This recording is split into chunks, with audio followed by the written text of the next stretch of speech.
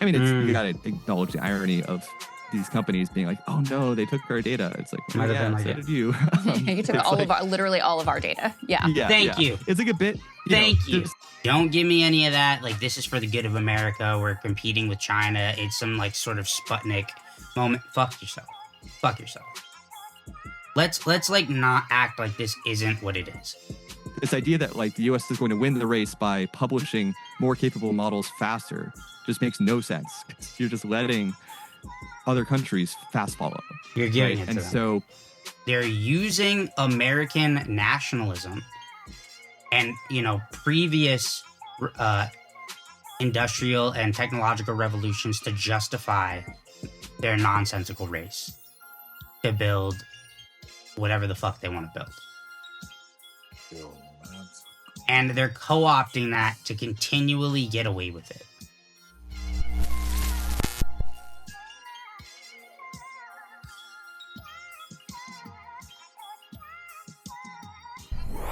I do think it's like you can't really address AI in this like jurisdiction-based way, right? Like if the U.S. makes it hard for U.S. developers and companies to use open weight models from China, then they'll still be used in other parts of the world, and you're not going to be like safe from their effects, given just like the way technology and AI and software in particular diffuses. The distillation attacks that Kratsios is talking about, like, yeah, that seems quite likely to be true. Like Kimmy will identify as Claude if you ask it. I mean, it's you gotta acknowledge the irony of these companies being like, "Oh no, they took our data." It's like, Might have been like so it. did you. You took literally all of our data. Yeah. Thank you. It's like a bit. Thank you. Distillation. It's like they're just harvesting. Thank you. And that is why I don't want to hear any of this nationalist bullshit. Don't give me any of that. Like, this is for the good of America. We're competing with China. It's some like sort of Sputnik moment. Fuck yourself. Fuck yourself.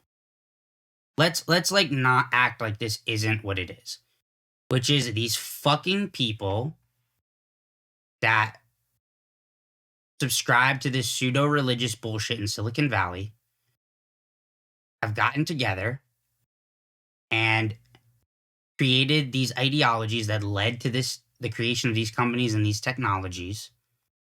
And they're using American nationalism and, previous industrial and technological revolutions to justify their nonsensical race to build whatever the fuck they want to build. And they're co-opting that to continually get away with it.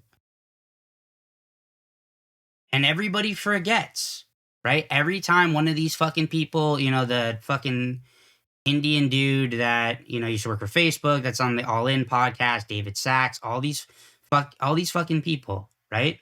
They always forget that part. It's like, oh, well, now we're in a situation where because we're in a race and because we're into this and that, we have to, in the good of American. No. Go back to the beginning. We didn't ask for this. You fucking people chose to do this by stealing our data, scraping our data, manipulating people's information, geolocating and mapping shit from fucking Pokemon games, from scraping the internet and shit to build these data sets, to build GPT and build the Google DeepMind models and all these things, stealing people's intellectual property, doing all these underhanded things to take people's information, all the shit that they've scraped, I'm sure, from Facebook and Instagram, fucked up terms and conditions, whatever the fuck it is. Start there when you tell the story. Stop jumping to the oh, AI is here, AI is inevitable. No. Those are choices made by people that stole information from the public and are choosing to go this direction and are co-opting these things to justify the nonsense, and then are telling the public it is your civic duty to overlook our transgressions because now we have to win in the interest of national security and of our national interest. No. At the very least, tell the fucking story from the beginning.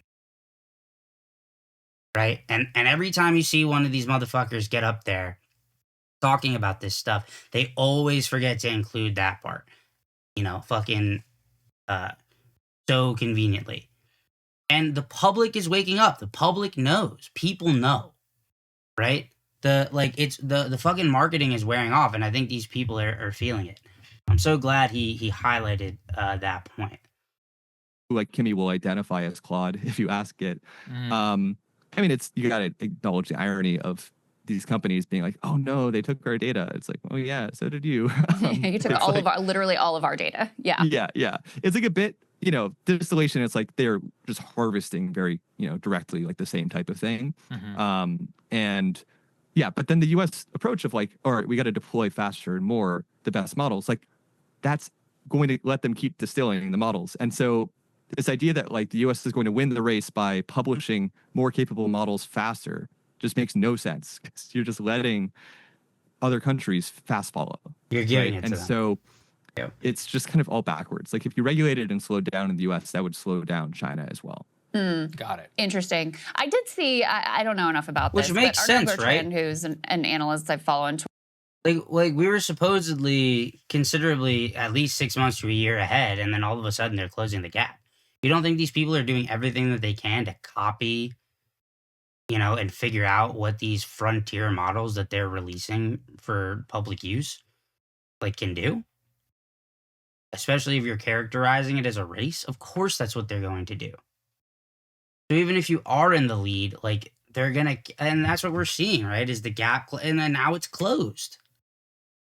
And from what I've seen, apparently, like, a lot of the AI scientists in the US and in China have some level of cooperation. They communicate. Like, it's more nuanced than I think, the bill of goods they're selling us, that there's like this iron wall between us and China, especially on the technological front, and that there's no path to cooperation.